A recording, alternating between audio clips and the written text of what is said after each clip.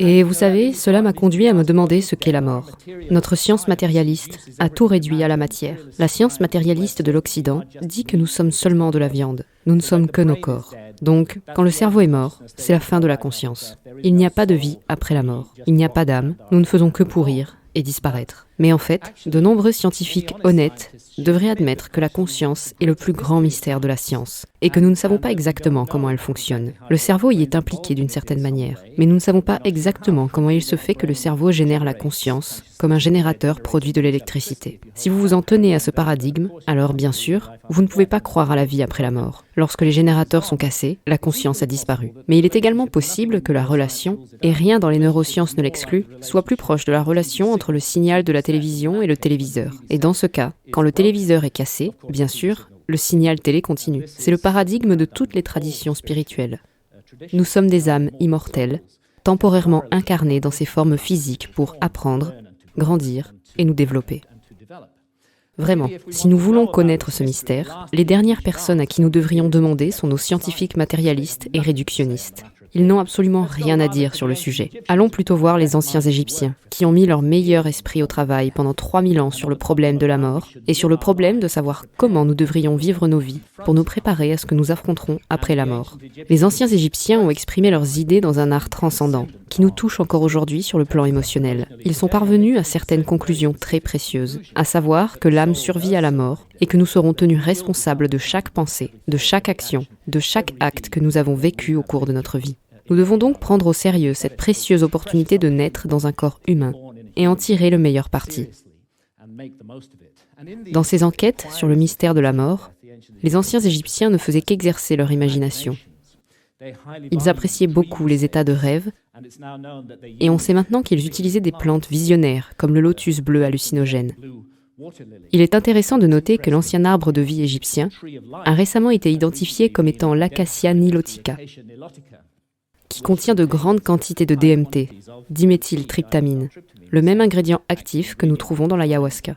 Il est difficile d'imaginer une société plus différente de la société de l'Égypte ancienne que notre société d'aujourd'hui. Nous détestons les états visionnaires dans cette société. Dans notre société, si nous voulons insulter quelqu'un, nous l'appelons un rêveur, alors que c'était loué dans les sociétés anciennes. Nous avons érigé d'énormes appareils de bureaucratie armée qui vont envahir notre vie privée, qui vont casser nos portes, qui vont nous arrêter, qui vont nous envoyer en prison, parfois pendant des années pour avoir possédé ne serait-ce que de petites quantités de psilocybine ou de substances comme le DMT, que ce soit sous la forme fumable ou dans l'infusion d'ayahuasca. Pourtant, ironiquement, nous savons maintenant que le DMT est une hormone cérébrale naturelle. Nous en avons tous dans notre corps. Et c'est juste que sa fonction reste inconnue par manque de recherche. Ce n'est pas comme si notre société était opposée en principe aux états modifiés de conscience. Je veux dire, des milliards sont gagnés par l'alliance impie des psychiatres et de Big Pharma dans la prescription excessive de médicaments pour contrôler de soi-disant syndromes comme la dépression ou les troubles de l'attention chez les adolescents. Nous avons une histoire d'amour dans notre société avec l'alcool. Nous glorifions cette drogue, qui est la plus ennuyeuse, malgré les conséquences terribles qu'elle a souvent. Et bien sûr, nous aimons nos stimulants, le thé, le café, les boissons énergisantes, le sucre, et d'énormes industries sont construites autour de ces substances, qui sont appréciées pour leur capacité à modifier la conscience.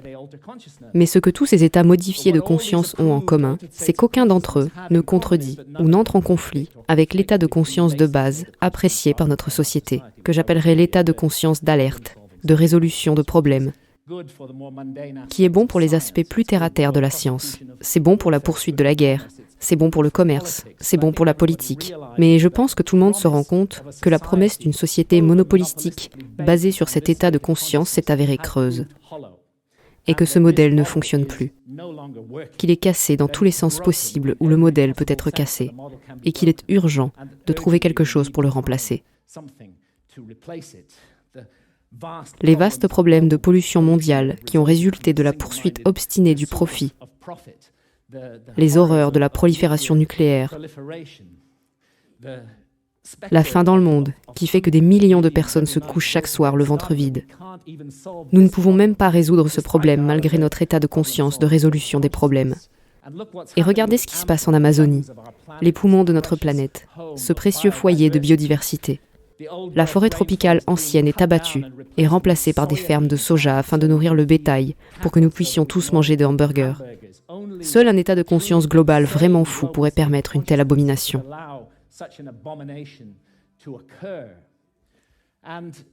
J'ai fait le calcul au dos d'une enveloppe pendant la guerre d'Irak. Il me semble que 6 mois de dépenses pour la guerre en Irak auraient résolu le problème de l'Amazonie pour toujours. Ce serait suffisant pour dédommager les peuples de l'Amazonie, afin qu'aucun arbre ne doive plus jamais être abattu pour jardiner et prendre soin de cette incroyable ressource. Mais nous ne pouvons pas prendre cette décision en tant que communauté mondiale. Nous pouvons dépenser d'innombrables milliards pour la guerre, la haine, la peur, la suspicion et la division. Mais nous ne pouvons pas rassembler les efforts collectifs pour sauver les poumons de notre planète. Et c'est peut-être pourquoi les chamans de l'Amazonie montent maintenant une sorte d'activité missionnaire inversée. Quand j'ai interrogé les chamans sur la maladie de l'Occident, ils ont dit que c'était très simple. Vous avez coupé votre connexion avec les esprits. À moins que vous ne vous reconnectiez avec les esprits et que vous le fassiez rapidement, vous allez faire s'écrouler tout le château de cartes autour de vos têtes et des nôtres. Et à tort ou à raison, ils croient que l'ayahuasca est le remède à cette maladie. J'ai été appelé en Amazonie pour boire de l'ayahuasca et les chamans voyagent à travers l'Occident, offrant le breuvage, souvent sous les radars, souvent en prenant des risques personnels, pour apporter un changement de conscience. Et il est vrai que le message de l'ayahuasca, le message universel, concerne la nature sacrée, magique, enchantée, infiniment précieuse de la vie sur Terre, et l'interdépendance des domaines matériels et spirituels. Et il est impossible de travailler avec l'ayahuasca pendant longtemps sans être profondément affecté par ce message. N'oublions pas que l'ayahuasca n'est pas seule, qu'elle fait partie d'un ancien système mondial de modification ciblée, prudente et responsable de la conscience.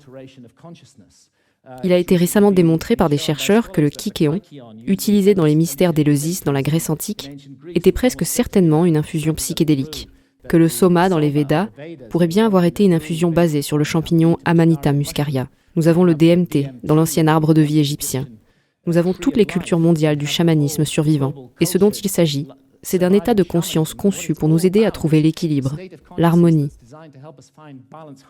Les anciens Égyptiens l'auraient appelé Ma'at avec l'univers, et à rester conscients que ce que nous sommes ici pour entreprendre sur Terre, tout en étant immergés dans la matière, est fondamentalement un voyage spirituel visant à la croissance et à la perfection du voyage solaire, qui peut remonter aux origines mêmes de ce qui nous a rendus humains en premier lieu. Je me tiens ici en invoquant le droit fondamental de la liberté d'expression, pour demander et exiger qu'un autre droit soit reconnu.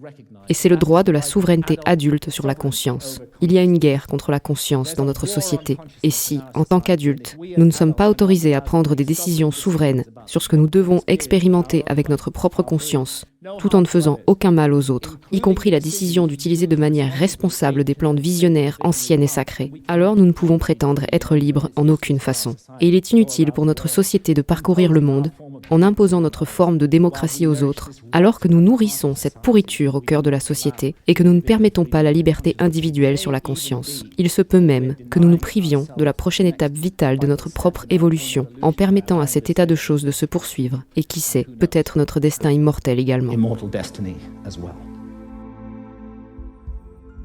Si vous souhaitez soutenir mon travail pour me permettre de le poursuivre, n'hésitez pas à vous abonner, partager, rediffuser cette vidéo et à faire un don sur Tipeee ou Liberapay, car l'intégralité de mes contenus sont et resteront gratuits.